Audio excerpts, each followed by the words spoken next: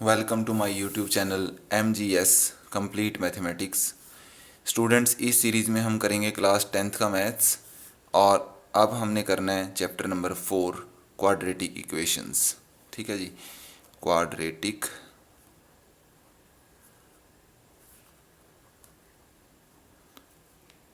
Equations, Hindi में इसको बोलते हैं द्विघात समीकरण। द्विघात समीकरण, तो सबसे पहले समझते हैं कि द्विघात समीकरण या क्वाड्रेटिक इक्वेशन जो है ना, उसमें आपने सबसे पहले ध्यान रखना है उसका स्टैंडर्ड फॉर्म। स्टैंडर्ड फॉर्म, इसको मानक रूप बोलते हैं हिंदी में। तो ये होता है ax² plus bx plus C equal to 0। मतलब उसमें x का सबसे बड़ा पावर 2 होना चाहिए। ठीक है, तो वो हो जाएगा हमारा क्वाड्रेटिक इक्वेशन। और साथ ही साथ एक कंडीशन और है, वो है कि a शुड नॉट बी 0। जो x² का कॉफिशिएंट है, x² का गुणांक जो है वो 0 नहीं होना चाहिए। तो स्टूडेंट्स, ये है इसका स्टैंडर्ड फॉर्म जो हमने याद रखना है। ठीक है जी। मतलब अब हम देखते हैं कि किस किस टाइप में हो सकता है। जैसे मान लीजिए 2x² plus 3x plus 7 equal to 0। क्या ये क्वाड्रेटिक इक्वेशन है? तो बिल्कुल है। देखिए, दोनों कंडीशन पूरी करता है। सबसे बड़ी पावर 2 है और x² का जो कोफिशिएंट है वो हमारा नॉन जीरो है, जीरो नहीं है। तो इसके साथ ही क्वेश्चन आता है जी, 2x² plus 3x is equal to 0। क्या ये है? बिल्कुल है। हमारा कंडीशन सिर्फ ए के ऊपर है कि ए 0 नहीं हो सकता, बाकी सब 0 हो सकते हैं। यहाँ पे देखिए सी नहीं आया है, कांस्टेंट वाली टर्म नहीं आई है, तो इसमें अपने को कोई प्रॉब्लम नहीं, ये क्वाड्रेटिक है। इवन के मान लीजिए ये भी ना आए और ऐसे ही हो 2x² इक्वल टू 0, तो ये भी क्वाड्रेटिक है। परंतु जैसे मान लीजिए 3x प्लस 7, अगर ये वाला नहीं आया तो तब ये क्वाड्रेटिक नहीं रही। क्यों? क्योंकि इसमें हाईएस्ट पावर जो है x का वो 1 हो गया। ठीक है, और तब ये लीनियर हो जाती है, तब ये क्वाड्रेटिक नहीं क्या हो जाएगी, लीनियर हो जाएगी। तो ये आपने ध्यान रखना है। अब हमारा जो एक्सरसाइज 4.1 का फर्स्ट क्वेश्चन है वो यही है कि हमने बताना है कि वो क्वाड्रेटिक है कि नहीं। ठीक है जी, हमें कुछ इक्वेशंस दी हुई हैं और हमने उनके ऊपर कमेंट करना है कि वो क्वाड्रेटिक हैं या नहीं है। ठीक है जी। तो देखिए, कोई भी इक्वेशन के बारे में बोलने से पहले हम उसको सिंप्लीफाई करेंगे। जैसे मान लीजिए इसमें एक क्वेश्चन दिया है x प्लस 1 का square is equal to 2 into x plus 3। ठीक है, तो खाली ऐसे देख के नहीं बोलना है कि है या नहीं है। ठीक है, आपने उसमें जो जो है ऑपरेशंस उनको सिंप्लीफाई करना है, उसके बाद कमेंट करना है। तो देखिए इसमें a प्लस बी का स्क्वायर आया है, तो आप लगा दें a² plus b² into 2ab plus 2ab, और ये इसको 2 से मल्टीप्लाई कर दें 2x प्लस 6। इन दोनों को इधर शिफ्ट कर लें, x² प्लस 1 प्लस 2x, ये इधर शिफ्ट किया तो -2x माइनस 6 इक्वल टू 0, ये वाला हट गया तो x² माइनस 5 इक्वल टू 0। अब सिंप्लीफिकेशन करने के बाद ये बना। तो इसमें देखिए कि x² सबसे बड़ी पावर 2 है, यस, ये कंडीशन सेटिस्फाई है। दूसरा x² का जो कोफिशिएंट है वो यहाँ 1 है, वो नॉन जीरो होना चाहिए, तो वो भी कंडीशन सेटिस्फाई है। तो हम कहेंगे ये वाला क्वाड्रेटिक है, ये द्विघात समीकरण है। तो इसका जो सेकंड पार्ट है देखिए, x² minus 2x is equal to -2 into 3 minus x, ये है। तो x² minus 2x is equal to -6, ये 2 3 जा 6 हो गया, माइनस माइनस प्लस, और ये हो गया 2x। दोनों को इधर शिफ्ट कर लें, x² माइनस 2x, ये 2x इधर आया तो माइनस हो गया, और माइनस का 6 इधर आया तो प्लस हो गया। x² minus 4x plus 6 equal to 0। तो देखने से ही पता चल रहा है कि ये क्वाड्रेटिक है। क्यों? क्योंकि सबसे बड़ा पावर है 2 और उसका जो कोफिशिएंट है वो नॉन जीरो है, 1 है ना। नॉन जीरो होना चाहिए, अदर दैन जीरो कुछ भी हो तो चलेगा, तो यहाँ पे वो 1 है। तो इस तरीके से हमने इस पर कमेंट करना है। तो देखिए और इसके एग्जाम्पल्स देख लेते हैं। जैसे मान लीजिए इसमें थर्ड पार्ट है, वो है x minus 2 into x plus 1 is equal to x minus 1 into x plus 3। ठीक है, तो इस तरीके से है। तो अब इसमें इनको मल्टीप्लाई करें, मल्टीप्लाई करना है। देखिए इसको इससे किया तो बना एक्स स्क्वेयर, इसको इससे किया तो बना एक्स, यहाँ किया तो -2x और यहाँ किया तो -2। सिमिलरली यहाँ भी एक्स स्क्वेयर, फिर ये हो जाएगा 3x और ये वाला हुआ -x और ये वाला हुआ -3। सबको इधर शिफ्ट कर लें, x square plus x -2x -2, इन सबको भी ले आए, -x square -3x plus x plus 3 equal to 0। तो देखिए ये वाला कैंसिल हो गया, ठीक है, ये कैंसिल हो गया तो बचा क्या, देखो प्लस में यहाँ पे है 2x और ये माइनस का 2x है, तो ये भी इससे कैंसिल हो गया। तो बचा हमारे पास -3x और 3 -2 प्लस 1 इक्वल टू 0। तो इसमें तो एक्स स्क्वेयर है ही नहीं, सबसे बड़ा पावर ही 1 है, तो ये लीनियर है, क्वाड्रेटिक नहीं है। This is linear not quadratic, ठीक है, तो ये क्वाड्रेटिक नहीं है। तो इस तरीके से हम इसको चेक कर सकते हैं। ये सारे क्वेश्चंस ऐसे ही हैं, इसमें कोई ऐसा अलग है नहीं। मैं इसमें से 8th पार्ट करके दिखाता हूँ आपको। 8th देखें, बाकी सब सेम ही है, आप खुद से ट्राई करें। x³ -4x square -x plus 1 is equal to x -2 का क्यूब। ठीक है, चलिए सिंप्लीफाई करते हैं। x³ -4x square -x plus 1, इसमें a माइनस बी का क्यूब लगाएं, वो होता है a³ -b³ -3ab into a minus B. तो a की जगह आया है x, b की जगह 2, तो जहाँ जहाँ a और b बोला है मैंने वहाँ वहाँ x और 2 लगा दें। देखें a³ -b³ -3ab into a minus B, right. तो ये बना x³ -4x square -x plus 1 is equal to x³ -8, 2 का क्यूब 8 होता है। इन तीनों को मल्टीप्लाई करें, 3 2 ज़ा 6x into x -2। Next step में इसको हम ओपन करेंगे, इसको इससे मल्टीप्लाई करेंगे और फिर इसको इससे। तो ये होगा x³ -4x square -x plus 1, x³ -8, इसको इससे किया -6x स्क्वेयर और इसको इससे किया प्लस 12x। सबको इधर शिफ्ट कर लें, x³ -4x square -x plus 1 इधर ले आए तो -x³ plus 8 plus 6x square -12x equal to 0, right. सबको इधर शिफ्ट कर लिया, साइन चेंज कर दिए, तो देखोगे तो ये कैंसिल हो गया। 6x स्क्वेयर -4x स्क्वेयर बचेंगे 2x स्क्वेयर, और माइनस के 12 माइनस का 1 बनेंगे माइनस के 13x, और 8 प्लस 1 बनेगा 9 इक्वल टू 0। तो देखिए अब इसमें सबसे बड़ा पावर क्या है, 2 है, और उसका जो कॉफिशिएंट है, गुणांक है, वो नॉन जीरो है, ठीक है। तो इसका मतलब ये क्वाड्रेटिक है। तो इस तरीके से स्टूडेंट्स हम इसको चेक कर सकते हैं कि हमें गिवन इक्वेशन क्वाड्रेटिक है या नहीं है, ठीक है जी। अब इसके बाद के जो क्वेश्चंस हैं उसमें उसने बोला है कि frame quadratic equation, quadratic equation बना के दिखानी है, कुछ हमें क्वेश्चंस दिए हुए हैं। तो चलिए देखते हैं क्या है इसमें। ये क्वेश्चन नंबर 2 है। वैसे तो इनको ना हम सॉल्व करते ज़्यादा अच्छा रहता, पर चलिए कोई बात नहीं, इसने एक्सरसाइज के अकॉर्डिंग चलते हैं। उसने सिर्फ इतना बोला है कि form quadratic equation, quadratic equation बनाएं बस, और कुछ नहीं करना है, सॉल्व नहीं करना है। तो देखिए फर्स्ट क्वेश्चन क्या है, ये कहता है कि हमारे पास एक रेक्टेंगुलर प्लॉट है, आयत के आकार का एक प्लॉट है, उसका एरिया है 528 मीटर स्क्वेयर, और जो लेंथ है that is 1 more than the twice of its breadth.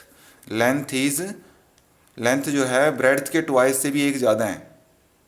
Length is 1 more than the twice of breadth. Length जो है ब्रेड्थ के 2 गुने से एक ज़्यादा है, तो ब्रेड्थ का 2 गुना किया, उसमें एक ऐड किया, अब ये लेंथ के इक्वल हुआ, ठीक है। तो ये रिलेशन हमें गिवन है, और ये कंडीशन गिवन है कि उसका जो है एरिया 528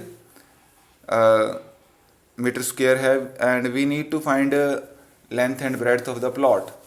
तो हमें सिर्फ क्वाड्रेटिक इक्वेशन फ्रेम करना है। तो चलिए देखते हैं, ये तो मैंने रफ एक लिख लिया जस्ट समझने के लिए। तो आप क्या करें, दोनों में ना थोड़ा सा इस चीज़ का अगर रखोगे हिसाब कि जो स्मॉलर क्वांटिटी है, जो छोटे वाली हमारा राशि है, जैसे यहाँ ब्रेड्थ छोटा होता है, लेंथ बड़ा होता है, तो उस केस में आपने छोटे वाले को x मान लेना है। तो लिखा let breadth is equal to x metre. तो अकॉर्डिंग टू क्वेश्चन लेंथ क्या हो गया, ब्रेड्थ का ट्वाइस करो, उसमें 1 ऐड करो, ब्रेड्थ का ट्वाइस किया, 2 गुना किया, उसमें 1 ऐड किया, ठीक है। तो ये हमारा हो गया लेंथ। तो फिर एरिया क्या होता है, एरिया ऑफ रेक्टेंगल वो होता है लेंथ इंटू ब्रेड्थ। तो वैल्यूज पुट कर दें, एरिया है 528, लेंथ है हमारा 2x+1 और ब्रेड्थ है x। मल्टीप्लाई करें, 528 इज इक्वल टू ये हो जाएगा 2x², जब इसको इससे मल्टीप्लाई करेंगे और इसको इससे करेंगे तो होगा +x। तो इसको इधर ले जाएं, शिफ्ट कर दें, 2x² + x minus 528 equal to 0। तो इस तरीके से ये होगी हमारी क्वाड्रेटिक इक्वेशन रेडी। बस इतना ही काम करना है इस एक्सरसाइज के अकॉर्डिंग, ठीक है।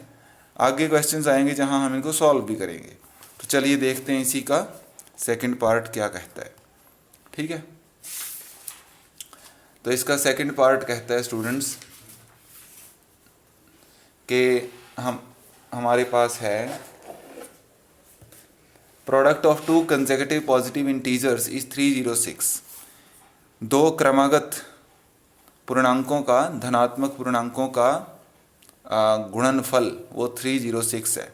कंसेक्यूटिव इंटीजर है। कंसेक्यूटिव इंटीजर ऐसे होते हैं स्टूडेंट्स, क्रमागत पूर्णांक। जैसे मान लीजिए 15 लिया तो उसका नेक्स्ट है 16, ये क्रमागत हैं, मतलब जो ऑर्डर में आए, जो लगातार आए, कंसेक्यूटिवली आए, ठीक है। तो इस चीज़ को हम ध्यान रखेंगे, उनमें 1 का डिफरेंस होता है।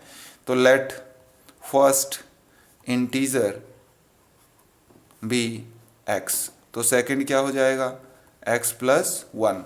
-1 भी हो सकता है, कई लोग आर्ग्यू करेंगे कि -1 भी ले सकते हैं, ऑब्वियसली ले सकते हैं, कोई दिक्कत नहीं है।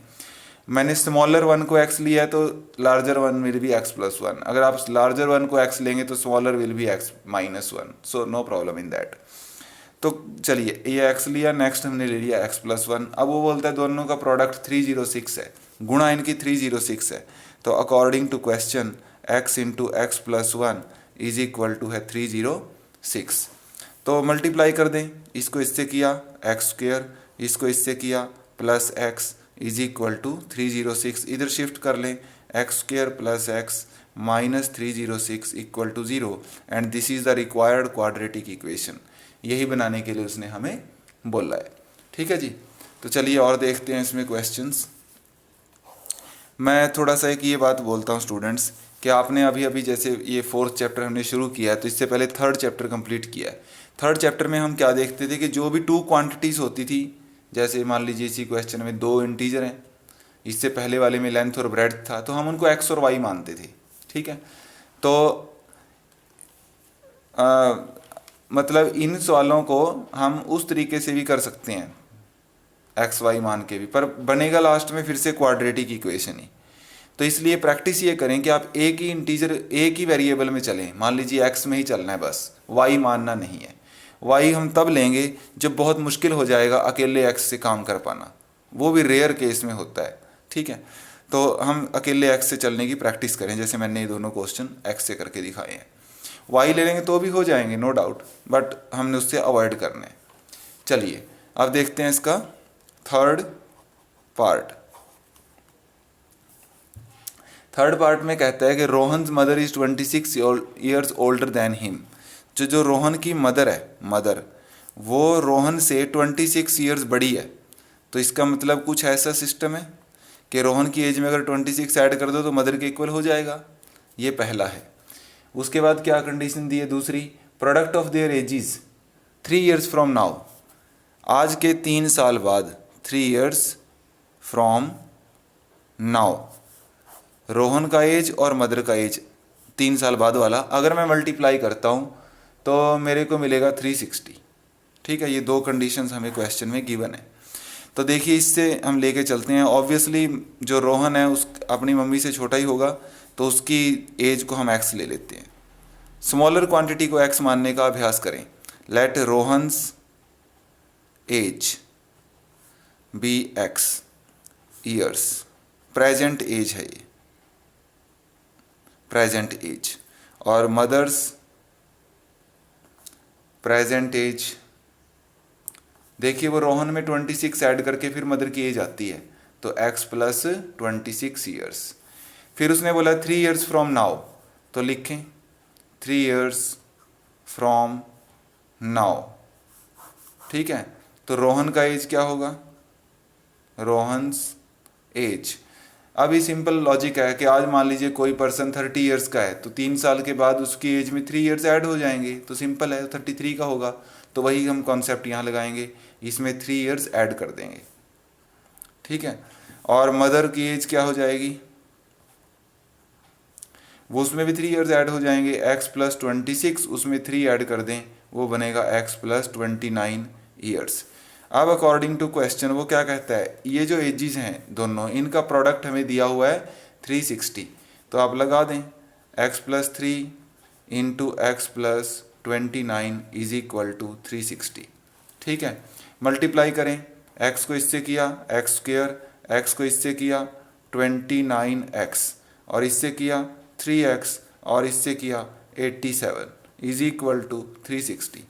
तो x² + 29 और 3 ये हो जाएंगे 32x, और -360 और ये साथ में 87 भी बचे हैं अभी, तो x² + 32 माइनस, अब ये हमें इसमें से समझो 87 माइनस कर देंगे तो माइनस में बचेगा। पहली बात तो यही है कि जो वैल्यू हो आएगी वो माइनस में आएगी, और कितना आएगा, 300 से 27 गए तो हो जाएगा 273 = 0। तो स्टूडेंट्स ये है हमारा वो क्वाड्रेटिक इक्वेशन जो उसने हमें फ्रेम करने के लिए बोला है, ठीक है। तो चलिए नेक्स्ट क्वेश्चन देखते हैं। इसी में ये आपको बड़ी हेल्प करेंगे जब हमने आगे जाके क्वेश्चंस करने हैं, आएंगे यही इसी टाइप के क्वेश्चन, बस उसमें आगे एक स्टेप एक्स्ट्रा होगा कि हम इसको सॉल्व भी करेंगे, ठीक है। अभी हम सिर्फ इसको फ्रेम करना सीख रहे हैं कि how to frame the quadratic equation. चलिए देखते हैं। तो इसमें जो फोर्थ है उसमें हमारे पास है a man travels a distance of 480 kilometre at a uniform speed. तो टोटल डिस्टेंस है 480 किलोमीटर, उसको यूनिफॉर्म स्पीड पे करता है, ट्रैवल करता है। If the speed had been 8 km/h less, ठीक है, अगर स्पीड 8 km/h लेस होती तो उसको 3 आवर्स एक्स्ट्रा लगते, ज़्यादा लगते, ठीक है, इसी डिस्टेंस को कवर करने में। तो find the speed of the train है, ठीक है। तो चलिए, तो let normal speed of the train, normal speed of train हम ले लेते हैं कि x km/h, ठीक है। डिस्टेंस कितना है देखें, 480 किलोमीटर जाना है।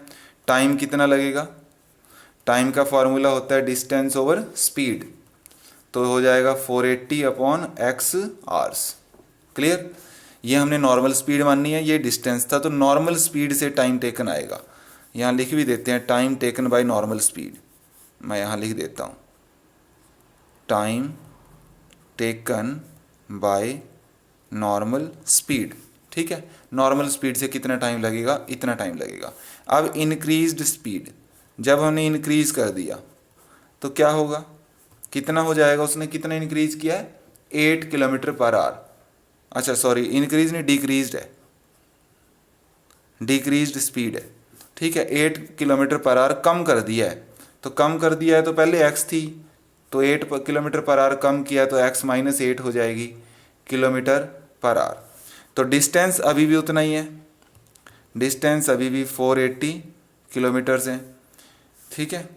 तो time taken by decreased speed, time taken by decreased speed, ठीक है।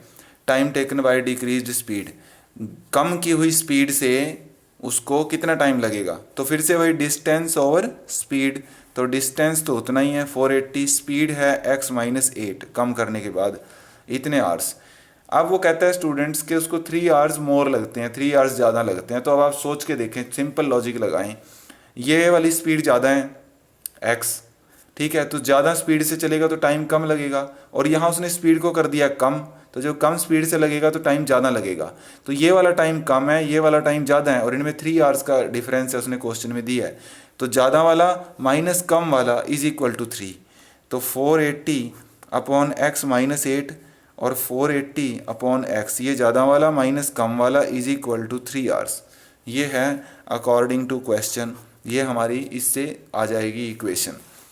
ठीक है, एक बार फिर से बताता हूँ, जब हम तेज चलते हैं, जब स्पीड ज़्यादा होती है तो टाइम कम लगता है, यहाँ स्पीड ज़्यादा है तो इसलिए टाइम ये वाला कम है, और जब हम स्लो हो जाते हैं, स्पीड हमारी स्लो हो जाती है तो हमें टाइम ज़्यादा लगता है, तो ये वाला टाइम ज़्यादा है। तो ज़्यादा वाले में से जब कम वाले को माइनस करेंगे तब 3 बचता है, जैसा कि उसने क्वेश्चन में बोला है। ठीक है, तो चलिए अब इसको सॉल्व ये ऐसे क्वेश्चन बार बार आएंगे, कभी यहाँ 480 होगा, कभी 100 होगा, कभी 200 होगा एंड सो ऑन। तो हम इसमें जब भी सॉल्व करेंगे स्टूडेंट्स, तो आपने क्या करना है, यहाँ से 480 पहले कॉमन ले लेना है।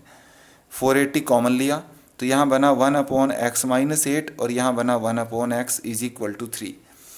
ठीक है, तो उसके बाद आप इसमें एलसीएम लें, तो यहाँ एलसीएम में दोनों लिख देने हैं बस, जैसे ये भी लिख दिया और ये भी लिख दिया, ये हो गया एलसीएम।